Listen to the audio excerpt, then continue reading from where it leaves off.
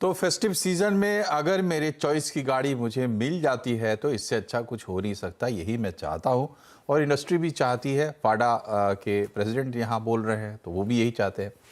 लेकिन टूटू सर, असली सवाल तो आपसे है। मुझे गाड़ी लेनी है और बातचीत आपने सुनी, सिनारियो क्या है। मैं भी चाहता हूँ कि फीचर लैडन गाड़ी लूँ और फेस्टिव सीजन में ही ले लूँ, लेकिन जो क्राइसिस है वो आपके सामने है। तो अब मुझे मेरी पसंद की गाड़ी मिलेगी, इसकी संभावना थोड़ी कम है। मैं कैसे री एडजस्ट करूं, आप फिर से रीओरिएंट करूं अपने आप को, क्या करूं मैं?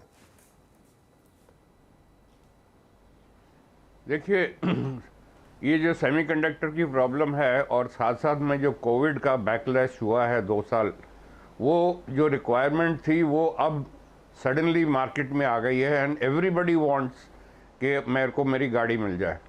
और इधर जो प्रोडक्शन है वो नहीं पूरी कर सकते manufacturers because their hands are tied semiconductors करके। हालांकि बहुत सिचुएशन बेटर हो चुकी है और फिर भी उसकी जो डिमांड है हमारी जो पीछे की वो पूरी नहीं हो सकती। तो अब तो ये है कि जो इस टाइम से ही अपनी कोशिश पूरी कीजिए। जैसे हमारे बाकी पैनलिस्ट ने कहा है कि अभी जाके शोरूम में पता कीजिए, आपकी चॉइस की गाड़ी मिलती है और जो मिलती है तो जल्दी मिलती है तो आप ले लीजिए। Don't try to delay till the and.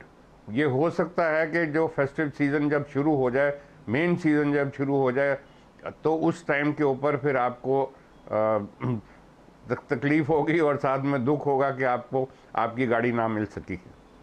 ठीक है, लेकिन सर ये बताइए कि अब इतने मॉडल्स हैं हमारे सामने, इतने ऑप्शंस हैं, तो वाकई कितना बड़ा फर्क होता है? जैसे एक ही गाड़ी है, उसके कई मॉडल्स हैं, तो कितना फर्क होता है? मेरा डिसीजन किस हद तक इस बात पर मुझे रिजिड होना चाहिए कि मुझे यही मॉडल चाहिए या यही गाड़ी चाहिए?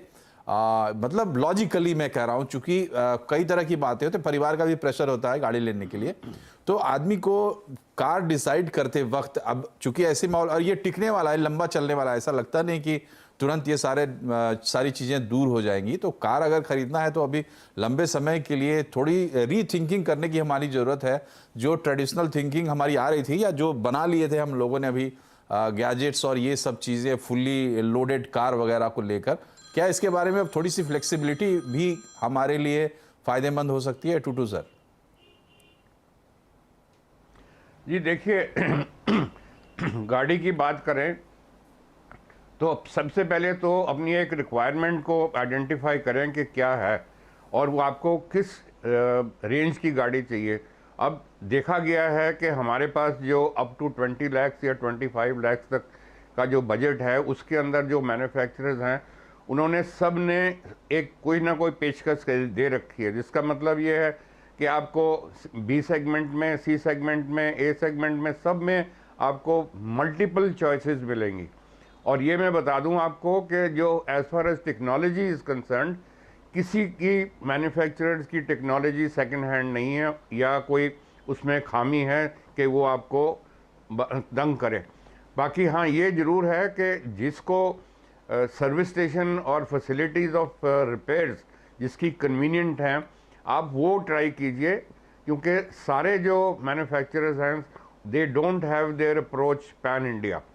तो कुछ जो ऐसे हैं जिनके लिमिटेड सर्विस सेंटर्स हैं और कुछ जैसे मारुति है, मारुति का तो खैर लार्जेस्ट नेटवर्क है, ऑलमोस्ट 3000 प्लस के नेटवर्क है उनका।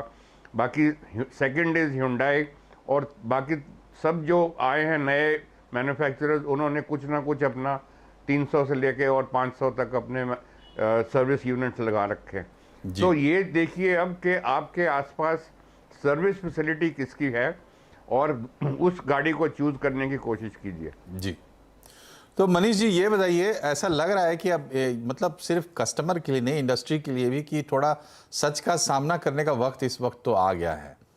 मांग जिस तरीके से हम देख रहे हैं, अब जैसे कॉम्पैक्ट एसयूवी में इतनी ज़्यादा मांग पिछले दिनों से देखने को मिल रही है, ऐसा लग रहा है कि मतलब ये सबसे बड़ा सेगमेंट हो गया है, जबकि गाड़ियां अभी भी एंट्री लेवल पे ज़्यादा बिकती हैं।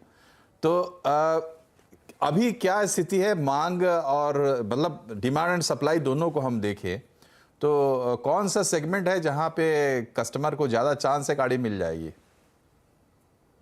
मैं टूटू जी ने जो बोला मैं उसमें थोड़ा सा और ऐड करूंगा।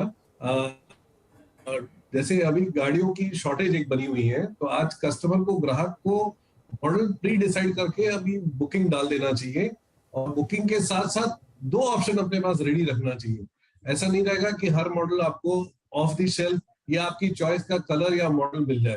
कोशिश प्रयास पूरा रहेगा डीलरों के द्वारा, कंपनियों के द्वारा, पर ऐसा हो सकता है कि आपकी सही समय पे, त्योहारी सीजन एक मौका रहता है गाड़ी खरीदने का, उसमें आप चाहते हैं कि उसी समय आपको गाड़ी मिल जाए। अगर नहीं मिले तो आप ऑप्शन के लिए भी, सेकंड ऑप्शन के लिए रेडी रहिए। जो ऑप्शन आपको मिल रहा है, डीलर दे रहा है, जो उसके पास अवेलेबल है, जो वो कमिटेड डिलीवरी कर सकता है, उसमें भी एक जाने का विचार कर सकते हैं। ऑब्वियसली एक्सेसरीज का ऑप्शन हमेशा अवेलेबल रहता है। अगर आप ऊंचे मॉडल से नीचे मॉडल में चले गए तो एक्सेसरीज एड ऑन करके आप गाड़ी को वैसा ही टॉप मॉडल के रूप में बना सकते हैं। थोड़ा सा कॉम्प्रोमाइज करने का एक दौर है, क्योंकि एक पूरा ओवरऑल इंडस्ट्री में क्राइसिस है, तो ग्राहक को थोड़ा सा मन अपना खड़ा करना पड़ेगा। और साथ ही साथ आपने बोला कौन से सेगमेंट में ज्यादा क्रेज है, उसमें कोई डाउट नहीं है कि अर्बन एसयूवी और एसयूवी वाला जो सेगमेंट है वो उसमें काफी क्रेज बना हुआ है। आज भी हमारा जो एंट्री लेवल वाली जो कारें हैं उसमें अभी भी क्राइसिस है, वो अभी तक रिवाइव नहीं हो पाया है। 5 लाख 7 लाख रुपए की जो गाड़ियां जो है वो नहीं बिक रही है, लगातार उनका मार्केट शेयर गिरते जा रहा है। जो आप बोलेंगे हमारा जो भारत है, इंडिया, ट्रू इंडिया जो बोलते हैं, हमारा भारत रूरल और सेमी अर्बन जो इंडिया है, उसमें अभी भी मार्केट में रिवाइवल नहीं आया है। मोटरसाइकिल्स या टू व्हीलर की सेल में रिवाइवल नहीं आया है। वो भी मंथ आफ्टर मंथ जो है उसमें रिटेल में गिरावट देखी जा सकती है। तो टोटल जो अर्बन रिलेटेड या पैसेंजर कार या कमर्शियल व्हीकल जो सेगमेंट है, इन्हीं में जो है रिटेल अच्छी आएगी, ऐसा त्योहारी सीजन से आप उम्मीद कर सकते हैं। जी, तो थोड़ा सा टिपिकल है मामला इस बार त्योहार पर। हालांकि 2 साल के बाद राहत मिली है, कोविड से पीछा छूटा, लेकिन अब रूस और यूक्रेन लड़ गए या चाइना और ताइवान लड़ गए, तो इसमें हम क्या कर सकते हैं, दिक्कत ये है। लेकिन बात आती है कि अब तक कार में लोगों को आदत है थोड़ी डिस्काउंट, छूट वगैरह की, और इस बार भी हमने भी बताया आपको डिस्काउंट्स आ रहे हैं, मगर कहाँ से आ रहे हैं, कौन दे रहा है और क्यों दे रहा है भाई, जब लोग कतार लगा के खड़े। इस पर थोड़ी सी बातचीत हम करेंगे एक छोटे से ब्रेक के बाद। बने रहिए हमारे साथ।